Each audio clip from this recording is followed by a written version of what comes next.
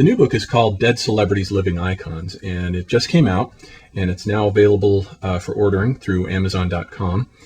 And the book was loosely inspired by the writings of J.G. Ballard in The Atrocity Exhibition and Crash, and some of Camille Paglia's essays on the nature of celebrity.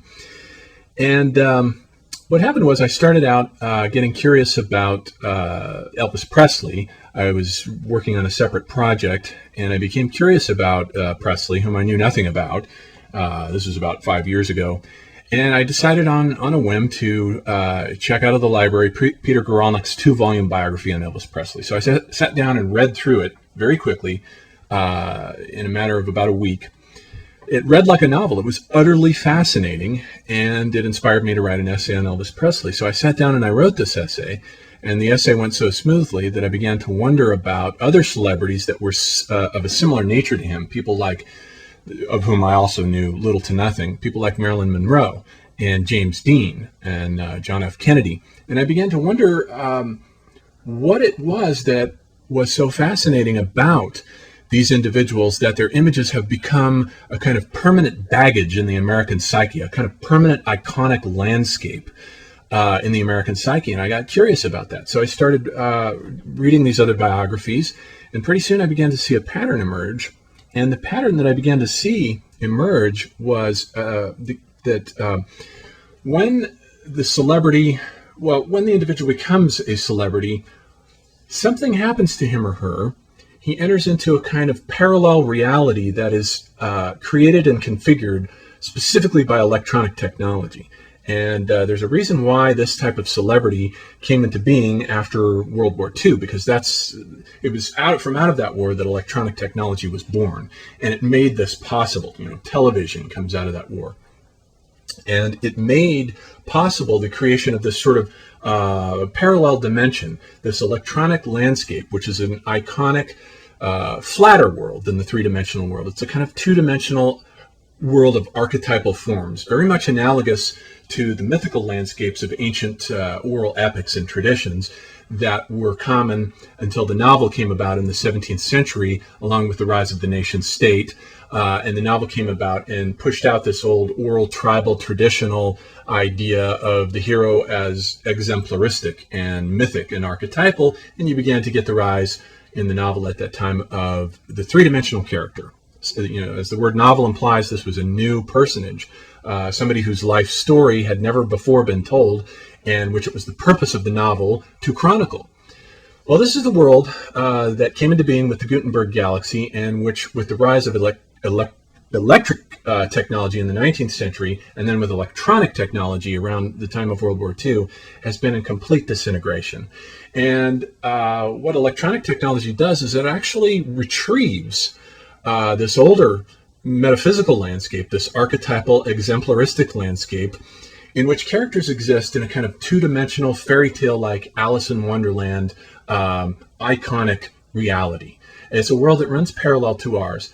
And the person, when the individual becomes famous by means of electronic technology, what happens is a kind of feedback effect where avatars and clones of the individual are created that run parallel to that individual.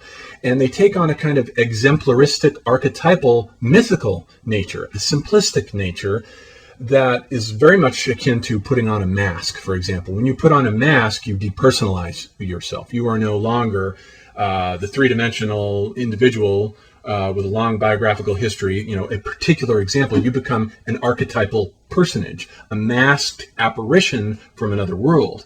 A flatter world, and it's flatter because it's iconic, and it's mythic, and it's exemplaristic. This is the realm of the gatekeeper, the hero, the princess, the old man, rather than say this or that particular old man or woman or person. And it's precisely this fairy tale landscape that electronic technology very much reactivates.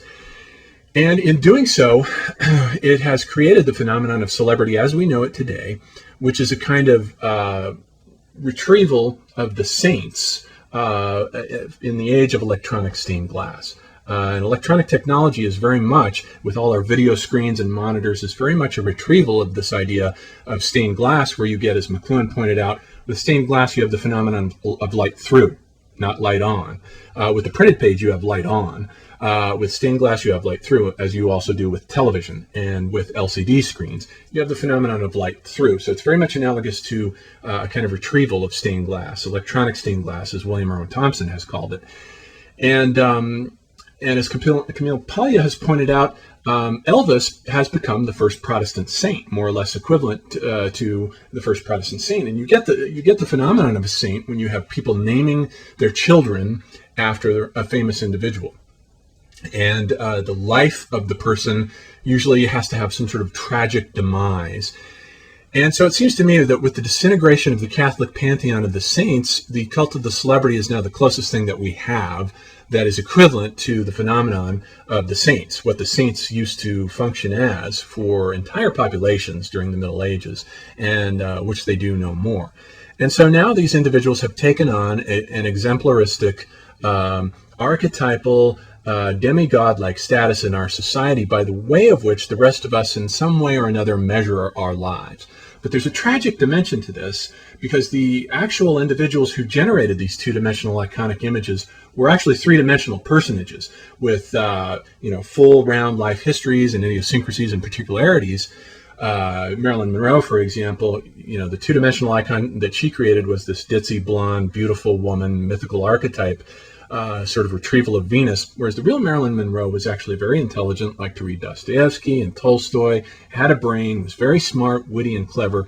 But that's not the Marilyn that we like to think of when we think of Marilyn Monroe. We think of her as the girl with the skirt blowing up, with the wind coming from the subway grill. We think of her as this iconic image. And the tragedy is that the iconic image does a certain violence to the actual three-dimensional personality of the celebrity who generates the image. And it can be, depending on the strength of the person's ego going into this process, it can actually destabilize the ego, and it can be very traumatic and confusing, as it was for people like Elvis and Marilyn Monroe and other characters. So I've written this book as a series of sort of portrait studies in the mode of like Vasari's lives of the artists, only these are sort of Ebert's lives of the celebrities of the 20th century, people like Howard Hughes and Walt Disney. And you'll find portrait studies of Michael Jackson and Andy Warhol and the Beatles and all those types of individuals. So this is what I've written this book to address, primarily because I did not find, I went looking for a book that went into this kind of detail about the phenomenon of celebrity, and I wasn't able to find a single one. I mean, the closest thing I could find was Daniel Borstein's essay on celebrity in his book, The Image. And there just wasn't anything else out there, so I realized I better write the book. And so that's what I've done, and so that's what the new book is about. And so I hope you'll take the chance and order it from Amazon and enjoy it. Thank you.